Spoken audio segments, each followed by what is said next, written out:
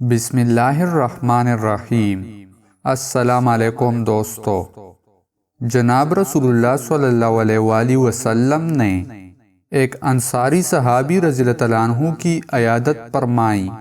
نبی کریم صلی اللہ علیہ وآلہ وسلم اس پر جھک پڑے تو انصاری نے کہا، اے اللہ کے نبی صلی اللہ علیہ وآلہ وسلم، 7 راتوں سے مجھے نیند نہیں آئی اور نہ کوئی آدمی میرے پاس آتا ہے۔ تو آپ صلی اللہ علیہ وآلہ وسلم نے ارشاد فرمایا، اے میرے بھائی صبر کر، اے میرے بھائی صبر کر، یہاں تک کہ تو اپنے گناہوں سے نکل جائے جیسا کہ تو ان گناہوں میں داخل ہوا۔